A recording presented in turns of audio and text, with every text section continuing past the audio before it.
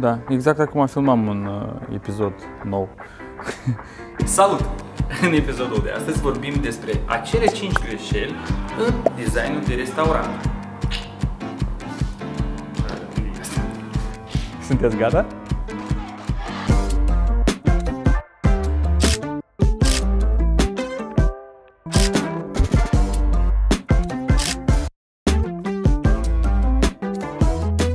Adevărat, greșelile sunt mult mai multe și eu vin de am ajuns în segmentul Horeca din design. Eu am studii de arhitectură, am ajuns aici să fac lucrurile cum le știu eu mai bine, exact plecând din partea planificării și organizării spațiului. Și pentru mine, clar, lucrurile cele mai importante după ce ai un brief bine făcut este să-ți dai seama care sunt plusurile și minusurile în lucrul unui designer, unui arhitect de interior, care creează acel spațiu pentru o bună afacere. Și e bine să vorbim despre lucruri cum trebuie să le faci, dar fiecare învățăm în ritmul nostru. Eu astăzi aș vrea să vorbesc despre greșelile cele mai des întâlnite care dăunează afacerea și dăunează anumiți lucruri. Timpul de servire, cum se simte clientul, care sunt acele criterii de câștig față de alte restaurante și de ce un arhitect sau un designer poate influența aceste lucruri. Deci, astăzi vorbim despre acele greșeli, acele 5 greșeli care cred eu sunt din experiența mea în topul lucrurilor de care trebuie să ții cont. Designul unui restaurant pleacă, cum și-am spus anterior, dintr-un brief bine gândit. Eu din experiență am învățat, degeaba faci un design frumos dacă operațional sau fluxurile în restaurant sunt proaste. Pentru că nu va merge și se va închide. Și deci vom căpăta niște spații foarte frumoase și interesante, premiate, cum sunt exemplele din România, dar care la un moment dat se vor închide și deci vor deveni un fel de sculpturi uitate sau niște spații interioare neprofitabile. De aceea, începem cu numărul 1, rolul designului în spațiu. Aici trebuie să plecăm de la două lucruri importante. Fluxul operațional, gen tot ce se întâmplă în restaurant pe parcursul activității, și conceptul restaurantului.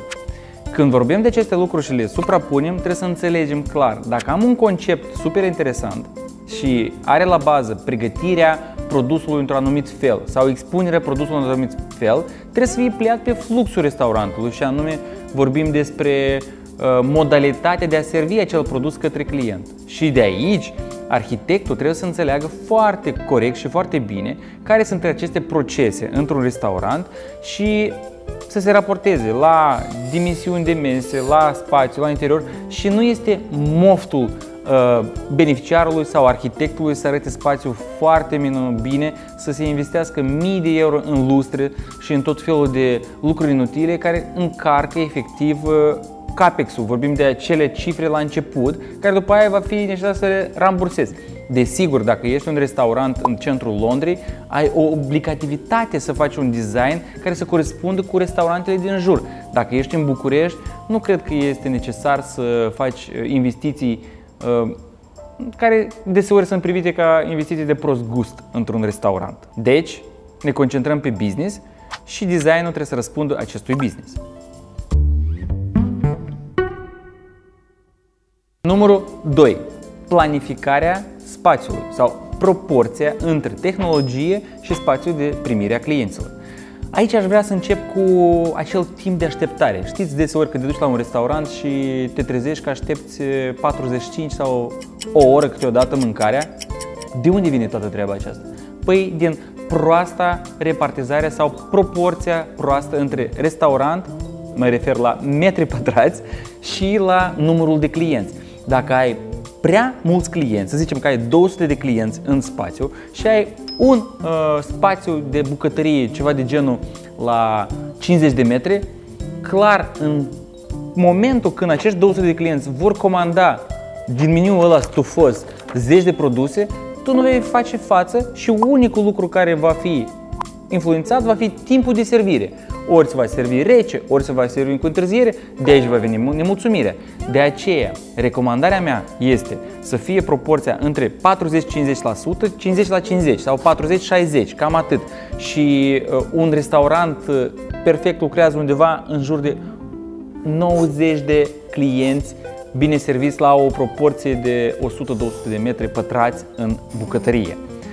Exemplu bun, un restaurant care l-am făcut în București, Dancing Lobster, în care proporția spațiu-client este 50-50 și vorbim de 250 de metri în bucătărie și 250 de metri în servirea clienților. Deci pleacă 1,5 m, 1,60 m pentru un client, fă-ți tu calculul și vei afla câți clienți sunt în acest restaurant. Simți vreo diferență în filmare? Ceva lipsește? Ce? Lumina. Exact. Lumina greșită într-un spațiu îți poate genera pierderi de calitate vizuală în primul rând și doi, produsul este servit într-un aspect prost. Bucătarul în bucătărie face eforturi, are lumină direct pe produs, face plating-ul și când chelnerul a luat produsul și l-a scos în sală, s-a pierdut tot farmecul. Produsul tău nu mai are acel aspect. Exact cum te duce la o, nu știu, prăvălie sau într-un magazin și ai luat un produs prost iluminat. Cumva culoarea e altfel, gustul e altfel, îți pare? Păi exact așa. Concentrează-te pe lumină arhitecturală care va direcționa tot fluxul de lumină către un produs sau către situații concrete care vrei să o scoți în evidență. Drept exemplu, am avut o situație cu un restaurant în trecut în care era o lumină difuză, spațiul era plin cu lumină și mai mereu produsul era în umbra clientului efectiv pentru că lumina era amplasată în spate. Ce am făcut noi? Am adus un spot în centru și l-am concentrat fix pe diametrul mesei și într-așa mod produsul adus și servit în față era iluminat perfect și culorile erau adevărate. Aici recomandarea mea personală să mergi pe un 2700-3000 de Kelvin, vorbim de lumina aia de zi naturală, pentru că așa produsul va arăta foarte bine și corect.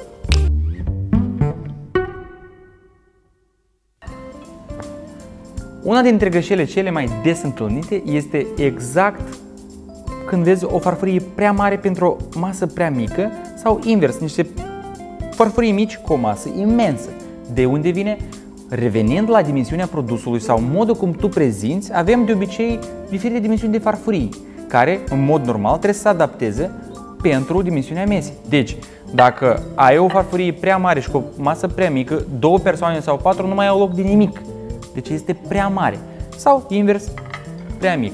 De aceea, dimensiunea mesei pleacă de la dimensiunea produsului și prima dată ne gândim ce servim, cum servim, care e plating-ul. Deci, comunicarea cu bucătarul este esențială la început. De aceea, una dintre greșeli, când dorești să faci un design super frumos și te duci la anumite produse și la anumite dimensiuni, nu uita că e vorba despre afaceri și business și produsul trebuie să vină pe teritoriul lui care este masa și cotele trebuie să corespundă.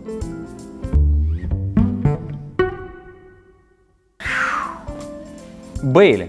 Păi mereu se uită de ele. De ce? Nu le ajunge bani la nimeni. Când ajunge vorba de băi, deseori vedem băi foarte proaste, înghesuite, mici sau o baie comună pentru și femei și bărbați și totul mic la 200 de persoane. Dar vreau să vorbesc prima dată despre designul lor. Ele sunt un element important pentru că tot e vorba despre tine. Nu trebuie să fie un loc în care se depozitează și face doamna de serviciu tot ce vrea ea acolo. Este un spațiu demn de prezentare și continuare a restaurantului tău. De aceea, te rog, bugetează din start o baie corectă, cu dimensiuni corecte și cu aspect estetic. El poate deveni cartea ta de vizită, mai ales că în ultima perioadă multe fete s-au învățat să facă tot felul de selfie în Instagram. De unde? Din oglinda băii. Aș vrea să mai vorbesc despre un lucru important.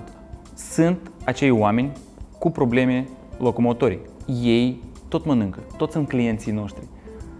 La noi în România tot mai des și mai des întâlnim spații total nepregătite. De exemplu, noi am făcut în Franța un casino în care am învățat că este lege și nu poți primi autorizație de funcționare dacă nu ai respectat această condiție, să oferi posibilitatea acestui om să vină la tine în restaurant să mănânce. Deci, dimensiunea mesei, lățimile ușilor, accesul în spațiu, unde se află baia.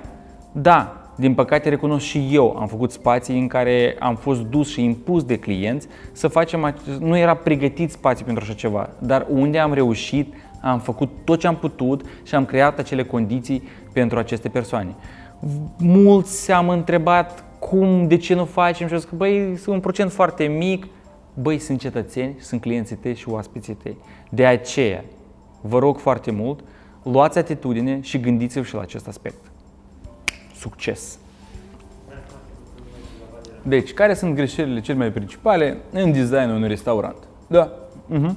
Acum mănânc puțin biscuit și trec la treabă.